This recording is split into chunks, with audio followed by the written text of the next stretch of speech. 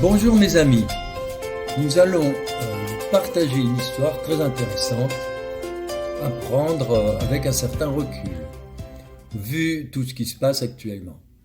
Alors nous étions en train de boire le thé en début décembre 2019 et bavardions avec une médium.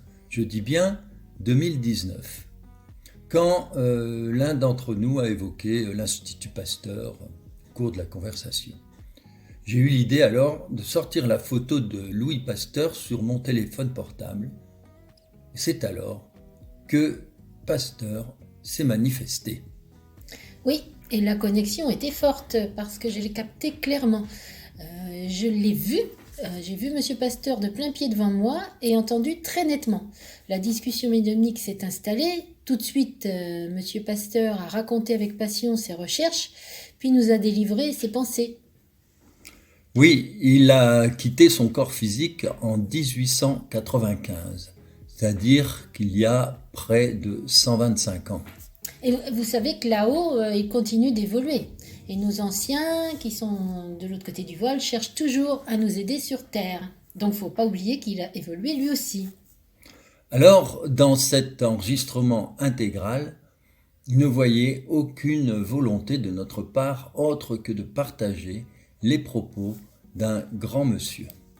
Alors, à savoir, je ne connais absolument ni sa vie, ni son œuvre, ni encore moins ce qui touche à la médecine, mais la précision de ce que j'ai entendu et vu ne laisse pas beaucoup de place aux erreurs de réception du message.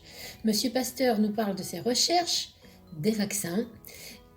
Il m'a abasourdi, car je n'ai jamais capté quelqu'un d'aussi visiblement indigné de voir comment les choses se dégradent à ses yeux en ce début de décembre 2019.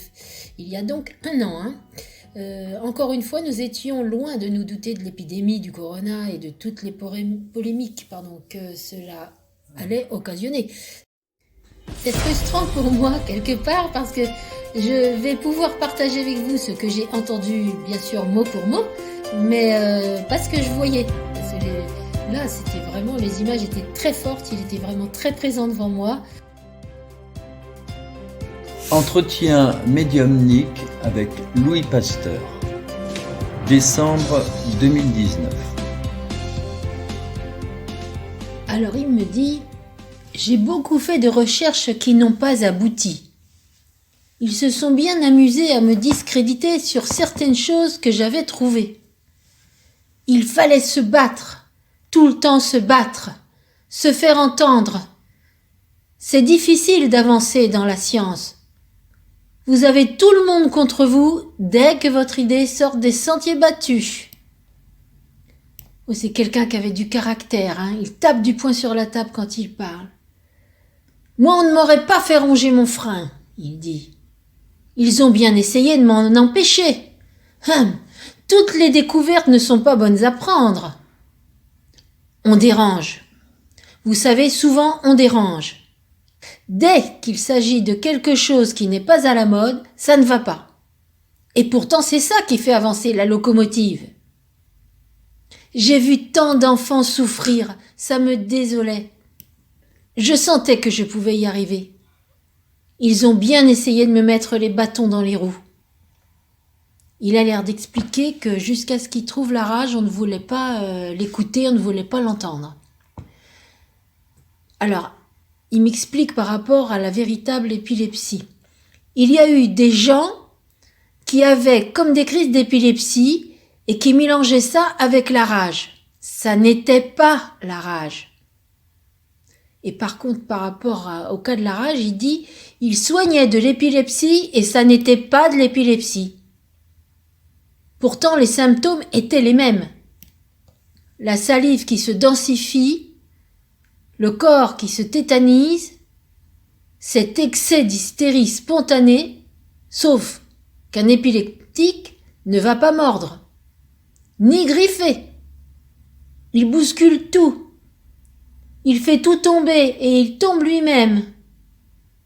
Il dit qu'il a eu du mal, déjà au départ, à déceler les deux entre la rage et l'épilepsie. On ne comprenait pas que certains animaux pouvaient transmettre ou ce qu'ils pouvaient transmettre. On pensait qu'ils transmettaient de l'épilepsie. que c'était un virus, mais ça n'était pas un virus là, c'était une maladie nerveuse. Il me montre qu'il a pu isoler ce qui composait le virus de la rage. Je vois il montre des choses vues en gros plan, des bactéries. Il dit là, on a commencé à m'écouter.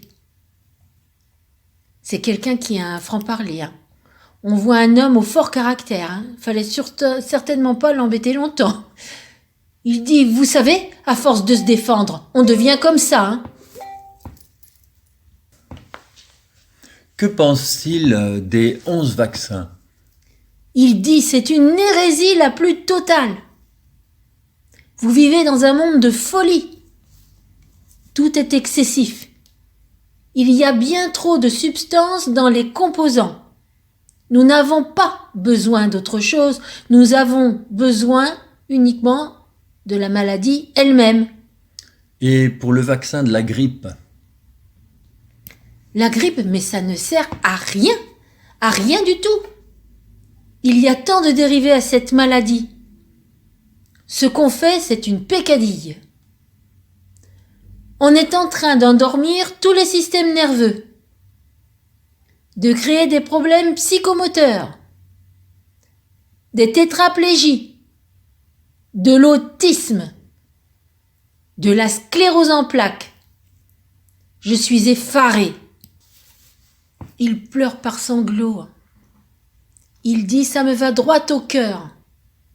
Il parle, mais par moments, je l'entends qu'il pleure. J'ai tant voulu sauver le monde des enfants. Nous n'arrivons même plus à inspirer les médecins. Ils sont cloîtrés dans leurs œillères. C'est comme s'ils avaient un casque sur la tête. Le casque de l'abêtissement. Même un humain, dans la logique pure et simple, qui n'est ni médecin ni chercheur, verrait les composants de ces substances, se dirait qu'il y a non-sens. Oh là là, il est énervé. Inutilité.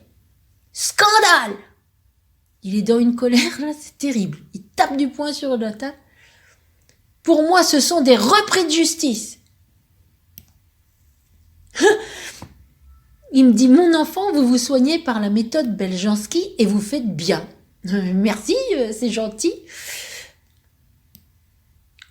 Il me parle de Beljanski. Voilà un homme qui a subi de sévères actions. Encore un chercheur qui s'est époumoné à clamer son innocence. Nous sommes des chercheurs qui avons cherché avec le cœur. Il y en a d'autres qui ne cherchent qu'avec la tête. Et la tête et l'argent, ça ne fait pas la même chose que le cœur et la tête. Je le vois debout, il s'appuie fortement les mains sur la table et il me met bien en évidence une chevalière. Je ne sais pas pourquoi il me montre ça. Il dit « Les gens devraient prendre connaissance de certains documents. Les documents qui sont écrits directement par les chercheurs et non par les vendeurs. » Oh là là, il est en colère. « On vous endort. On vous subtilise votre pensée. Votre bon jugement. On vous empêche d'être des hommes à part entière. » Il pleure encore par moments. Il tape le poing sur la table encore. Il dit « C'est un gâchis le plus total. On devrait changer le sort de l'humanité pour aller vers le mieux, pour aller vers le bien. Ce n'est pas une évolution de la médecine, mais une dévolution. » C'est lui qui prend ce terme-là. C'est le régime des puissants. Il explique, oui, il a l'air d'expliquer que seul un cataclysme ferait que les choses pourraient rentrer dans l'ordre. Parce qu'on serait obligé de voir venir, de réagir pour l'humanité. Il dit « Il y a tant à faire. La neurologie est la science de demain. Tout ce qui touche aux connexions neurologiques. Il y a de grandes carences déjà. Et il a l'air de dire que ça va s'aggraver, quoi. Il serre le poing brandi comme ça en disant « Certains veulent mener ce monde !» Il s'appuie sur la table, il est debout, je le vois qu'il s'appuie sur la table, les doigts écartés. Il dit « Et c'est le règne de l'immonde !» Je n'ai pas le droit de tout dire, mais attendez-vous à des bouleversements. Ça prendra du temps. Je vois plein de monde autour de lui. Ils sont en train de discuter. C'est des hommes.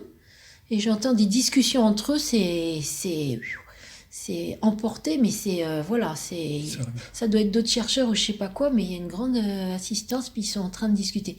En tout cas, je le vois habillé. Il a un pantalon clair aussi, une redingote. C'est foncé sa redingote.